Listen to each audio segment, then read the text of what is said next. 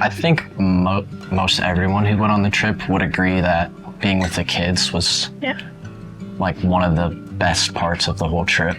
So like the first day we went, you know, they were all like kind of shy, and you know, you'd start playing and stuff, and they'd be cool with sports. They would play soccer, we'd play volleyball, and like by the end of the trip, they were like crying, we were kind of crying. You know, you'd have like 4 kids on your legs, like pulling you, like they didn't want you to go. These kids like didn't have like anything, you know, they were in this like poverty-stricken place, but they were just so joyful. It was definitely cool to see the kids there and how they worship the Lord and compare to me with how much I have versus what they have. Like they were just praising Jesus like so happily and like with like all their hearts. So it was just really amazing to see that. Yeah, I think it definitely made me realize how much I take for granted here.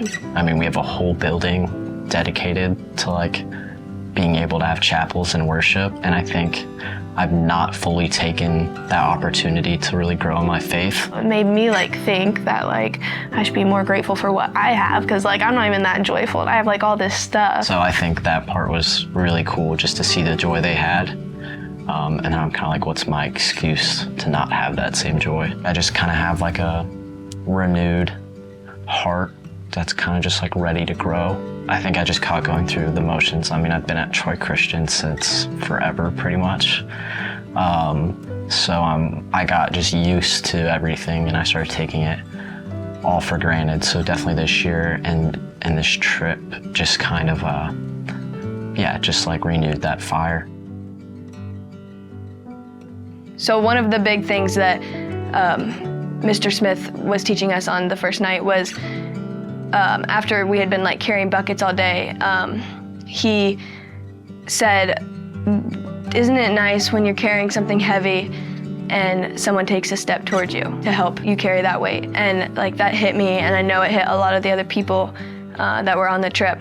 And so that night sparked a lot of different conversations between people, like one-on-one. I talked to one of my friends who had been going through something like really heavy with like some of their friendships, and I did not know that this person was going through that at all, but they came to me and they said that I was a person that they could give their weight to, and I could help them through that. And so that meant a lot to me that friend saw me as one of those people. On the last night of the trip, there was another group that was with us, and we were all doing worship together, and we were worshiping for probably an hour or two, but it felt like 10 minutes. Like it didn't feel like any time had passed.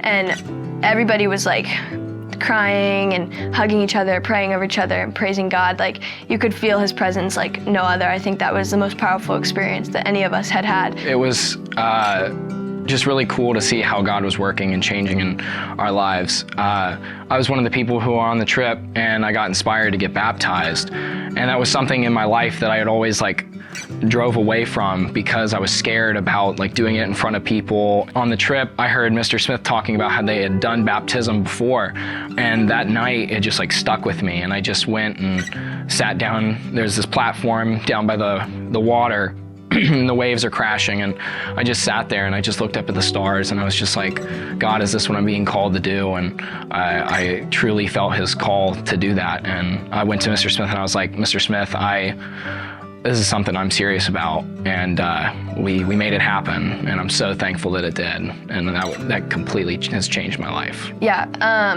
for me, going into ESM, I was kind of one of those Christians that had one foot in and one foot out, or maybe even one foot in and your other foot half in, your toes in. I was really close to being all for him, but there was just something holding me back. And through ESM, with not having our phones and having the different relationships with people, it changed my heart. And since I've been home, I've been replacing screen time with journaling and with praying and with reading my Bible every night before I go to bed, and praying as soon as I wake up in the morning instead of getting on my phone to check it. I'm more intentional about the way I think and the way I love others, and how one of the biggest things that I'm struggling with and trying to work on is having a serving heart in everything that I do. That's one of the things that's changed in my life, is it's no longer about me.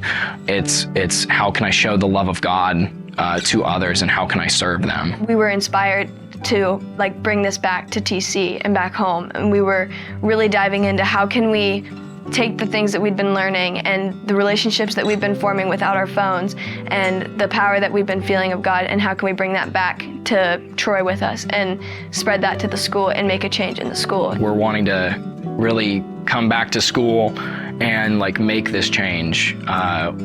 We're tired of just like this weird atmosphere we have where like we can't talk about certain things or we can't open up about things, and we're ready to just, like Chapel's been speaking about all year, is like having this community, like being vulnerable with each other and stuff, and we're ready to do that. And some of the first steps is like meeting in groups and just connecting with people who beforehand like you would have never thought to been able to connect with, or who you would have even thought you're relatable with. But in reality, like faith and stuff, that is the ultimate connector between people, and it has connected all of our ESM trip, and I know it's more widespread than just that.